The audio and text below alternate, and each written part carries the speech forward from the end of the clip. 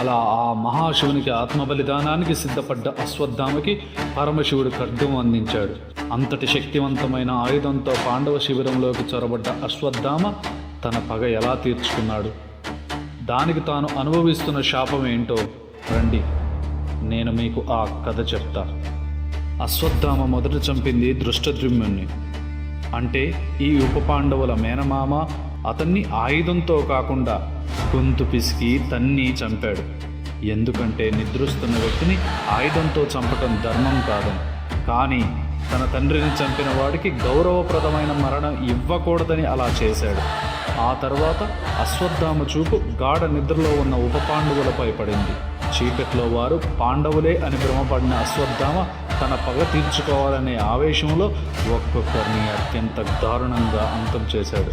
తన పని పూర్తయిందని, పాండవ వంశం మొత్తం తుడిచిపెట్టుకుపోయిందని వికటట్టహాసం చేస్తూ ఆ శిబిరం నుండి వెనుతిరిగాడు. తెల్లవారింది, సూర్యుడు ఉదయించాడు. కానీ పాండవుల జీవితాల్లో చీకటి నిండిపోయింది. తమ వారసులు, తమ గర్వం, తమ ప్రాణమైన ఉప పాండవులు విగతి జీవులై పడి ఉండటం చూసి ఆ 5 తండ్రులకు కుప్పకూలిపోయారు. ద్రౌపది రోదన ఆ కురుక్షేత్ర మైదానాన్ని కలిచివేసింది. తన బిడ్డల చావుకు కారణమైన అశ్వత్థామ శిరస్సుపై ఉన్న మణిని తెస్తేనే గాని శాంతించనని ఆమె శపథం చేసింది. దీంతో పాండవులు కృష్ణునితో కలిసి అశ్వత్థామ వేటకు బయలుదేరారు.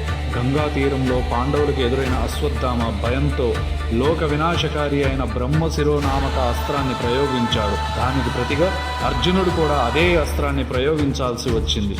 అయితే లోక కళ్యాణం కోసం మునుల కోరిక మేరకు అర్జునుడు తన అస్త్రాన్ని వెనక్కి తీసుకోగలిగాడు. కానీ ఆ విద్య తెలియని అశ్వత్థామ పాండవ వంశాన్ని అంతం చేయాలనే కసితో ఆ అస్త్రాన్ని ఉత్తర గర్భం వైపు మళ్లించాడు. ఈ నీచమైన చర్యకు ఆగ్రహించిన శ్రీకృష్ణుడు అశ్వత్థామను శపించాడు.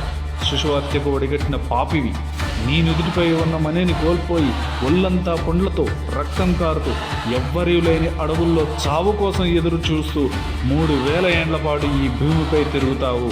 శ్రీకృష్ణుడు తన శక్తితో ఉత్తర గర్భంలోని శిశువును కాపాడాడు. ఆ శిశువే పాండవ వంశ వారసుడైన పరీక్షిత్. ధర్మయుద్ధం గెలిచిన పాండవులు తమ వారసుల్ని కోల్పోయారు. యుద్ధం ఎవ్వరికీ పూర్తి సంతోషాన్ని ఇవ్వదని, అది కేవలం వినాశనాన్ని మాత్రమే మిగులుస్తుందని ఈ కథ మనకు చెప్తోంది. మరో అద్భుతమైన పురాణ కథతో మళ్ళీ కలుద్దాం. సబ్స్క్రైబ్ టు కథ చెప్తా బై CJ.